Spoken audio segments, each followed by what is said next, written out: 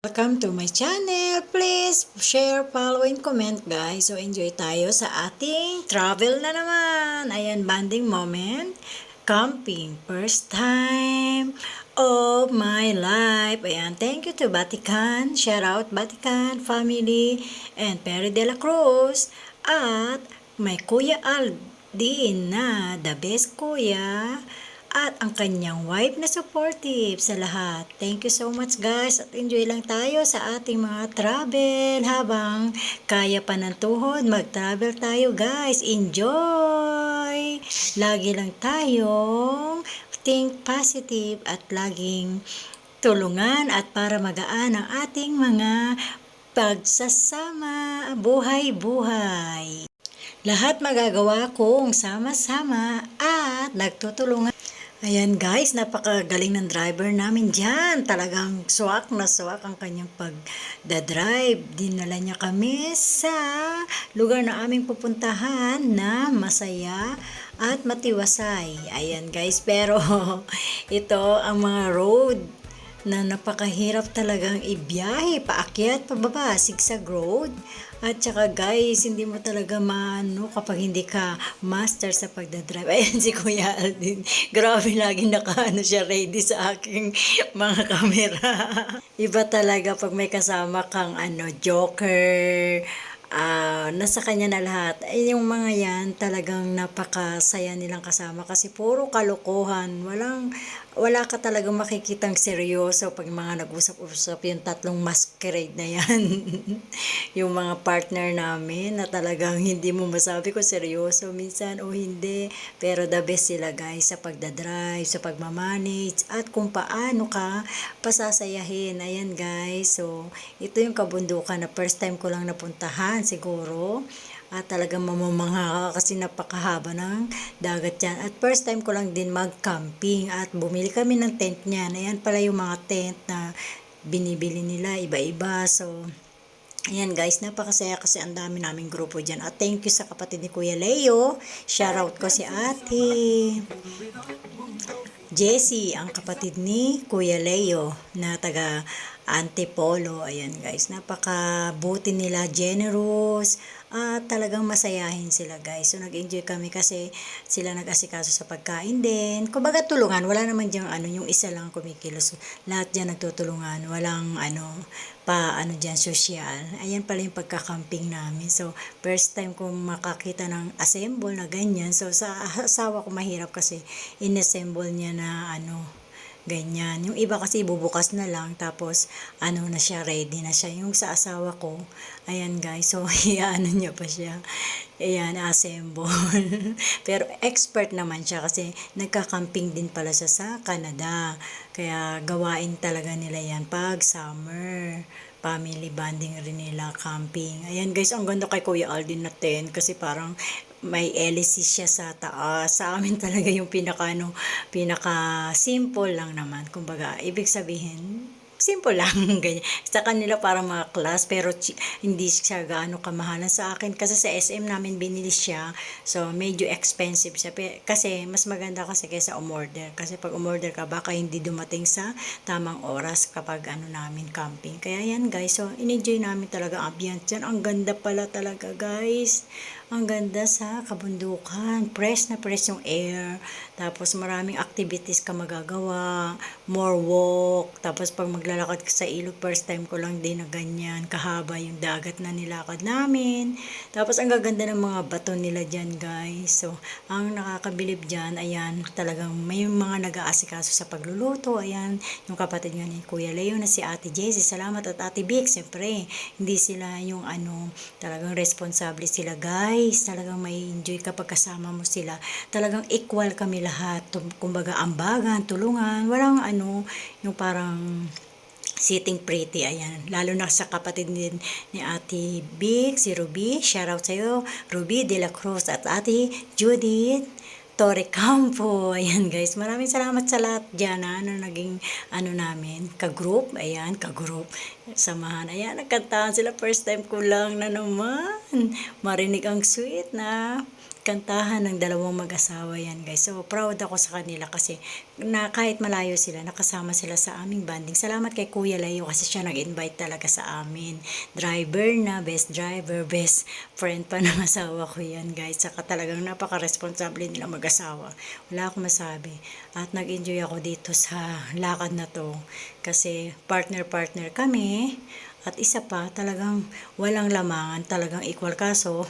Hindi maganda yung pakiramdam ni Kuya Leo dyan. Pero I hope maging okay siya. Ayan. Kasi dahil sa kanya, yan na-experience namin mag-camping-camping dyan sa kabundukan. Shoutout, may galap shoutout sa Vatican family. Thank you so much sa inyo guys ha. Sa support nyo.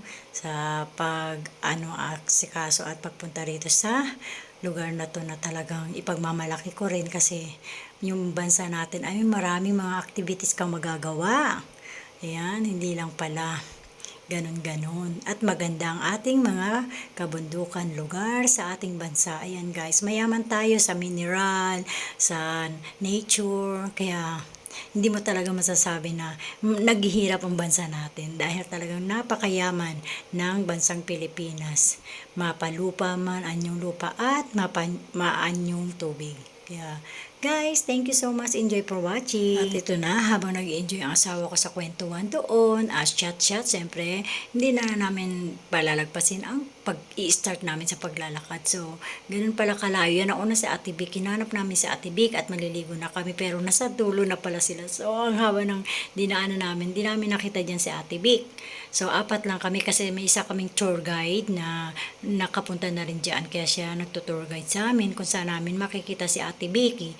Ate Vicky ang tawag ni Ate Judith kay Ate Vic Vic. Kaya ang ganda ng pangalan, no? Vicky. Vicky de la Cruz. May love shoutout. Ayan, naglalakad kami. Yan yung mga tubig dyan sa river. Mayroong sa mababa lang. Yung dun sa lugar namin mababa lang. Pero bandang dulo sa taas may malalim. Ayan guys, ang dami talagang naliligo dyan guys. So nagulat ako. Ganto kaganda dyan. Tsaka yung isa pa dyan guys, yung mga bato nakaka-amaze. Kasi iba-ibang kulay. Talagang abangan nyo sa dulo yung collection namin. Ayan guys, ang daming adventure or activities kaming ginawa dyan. Salamat kay Kuya Aldin at Ate Judith kasi sila yung kasama namin madalas. Si Ate Vic kasi busy rin dun sa kanyang pamilya. So pamilya ko rin naman sila Kuya Aldin kasi best kuya. Ano siya, yung first cousin namin, pero parang kapatid po talaga kami, magkakapatid kasi bata pa kami, magkakasama na talaga kami at talagang solid ang ano namin kasi yung lola namin talagang lagi kaming pinagbabanding lahat at yung lola namin nakatira sa kanila at pumapasyal sa amin din pag nasa Pasig. Ayan guys, malabo ang aking camera. So yan, ang layo ng nilakad namin dyan, maraming pwede kami dumaan sa ilo, pwede kami dumaan sa mga bato-bato. Ayan, yung mga option, choice namin. Ayan, sige, ang hanap namin kay Ate B kung saan sila naligo at kami ligong-ligo na rin. So, hanap kami ng hanap dyan nung nasa bandang dulo na kami at parang napagod na kami dahil napakalayo. 1 kilometer ba yung nilakad namin dyan? Ewan ko. Basta nung di na kami, napagod na kami maghanap kay Ate Vic, so naligo na lang din kami dyan sa malalim. So, may hanggang kilikili rin dyan. May mga baka, kabayo, ang dami mo dyan may explore guys. Ayan, so, dyan kami, patuloy na, nag-iikot. Napakahaba pala ng river na yan, tingnan nyo guys, so, yan. Grabe mga bato-bato na yan, yan, graba, may mga marbles na bato yan, di ba? Talagang may enjoy ka guys, ma-amaze ka sa ating kalikasan. Sobrang yaman natin guys sa mineral water, mineral water. Kalupaan, anyong lupa, anyong tubig. Talagang wala kang sagana tayo sa mga prutas. Sa iba walang ganyan fresh. Pero dito lang sa Pilipinas maraming fresh na prutas na kakaiba. At isda, maraming fresh seafoods. Oh my God. Ano ba masasabi natin sa bansa natin? Napakaganda ng kalikasan. Napakaganda at mayaman sa mga prutas, pagkain. Kaya hindi mo masasabing maghirap talaga ang ating bansa. Yan guys. So, ang saya ng banding namin ni Ate Judith. Bakit? Kasi si Ate Judith ay talagang palaban kahit sobrang init. Tingnan nyo, kahit sobrang hirap ng mga nilalakad namin dyan. Game na game siya. Tingnan mo. Pero maputi pa din guys. Hindi yan nangingitim, namumula lang. Parang ano rin siya, tisay. Kung may tisoy sa lalaki, may tisay sa babae. At si Ate Judith tisay yan. Pareha sila ni Ate Vic. Ako morena lang talaga ako. Karami lang tawag naman sa akin asawa ko. Ayan guys, so enjoy for watching guys. Amazing flower, purple color. Ayan guys, parang lavender.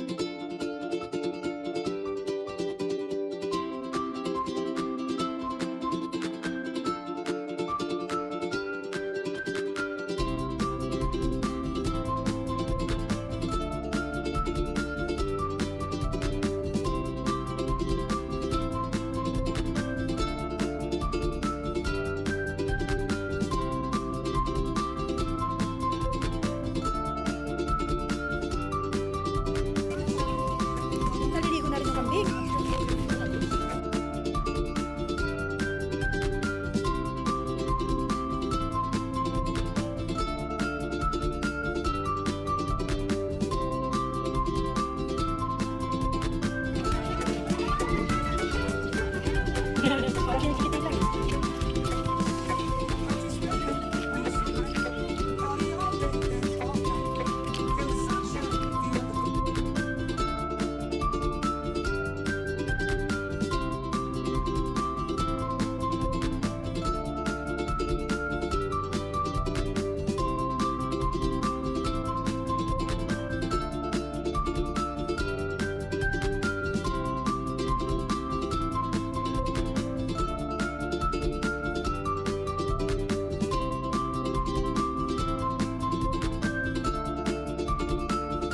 At naggabi na, hindi ko na na-video ng aming kainan dahil sobrang pagod.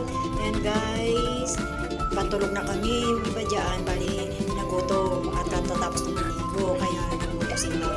So yan, nagre-ready na kami para matulog, para bukas start again sa paglalakbay sa aming camping. Ito, tinaray ko na ang first time pagpasok ko sa aming tent. Ayan guys, so na-explore ko lang kung ano yung nasa loob.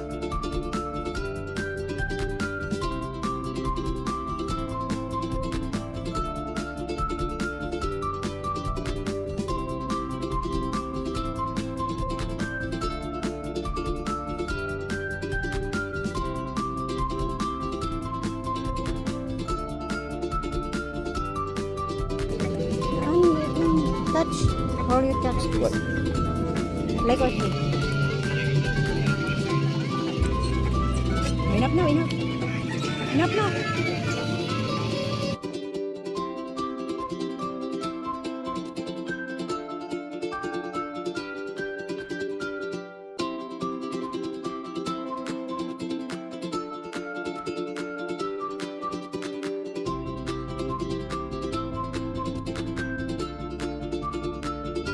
Mag-vlog ako, magsabi hello vlog. Hello vlog, sabi, hello vlog. What's place this?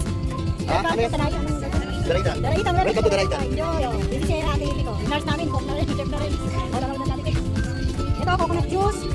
Ito, water. Wala kaming mga fresh na pagkain dito. Ay, vlog natin dito. Fresh na kami. Sa akin, I love Canada. Ito yung Canada ko, Canadian. I love Canadian. Picture. Welcome to Daraitan, Tanay Sar. Ayan ang ano master namin sa mga fresh na pagkain. Ayan ang kanyang husband, Kuya Leo. Leo, Sharon. Leo, matikaan. Ito maniwala. Sige, yan. Sige, sa mga tagay.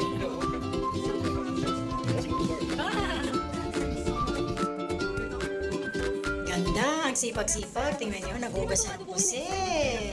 Maganda na, masipag pa. Saan ka pa? Yan ang pamangkin ni Kuya Leo na maganda.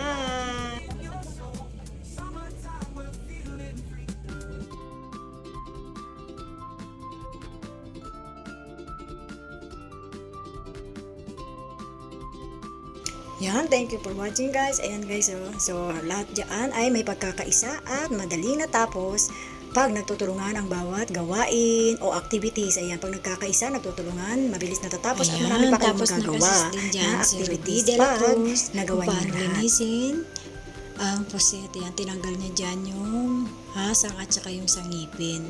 Si Ruby de la Cruz ang tumulong para mapabilis ang pagluluto rin dyan sa seafoods nila.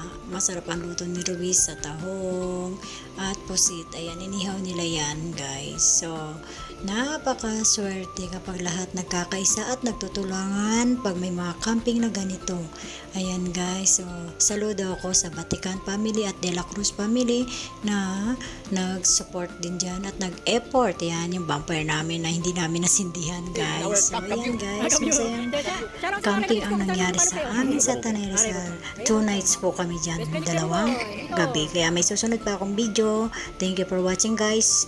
Abangan nyo ang pangalawang video ko. Thank you. God bless. Please like, share, and subscribe. Enjoy for watching guys. Thank you for watching guys. God bless. Ayan guys, please like and share.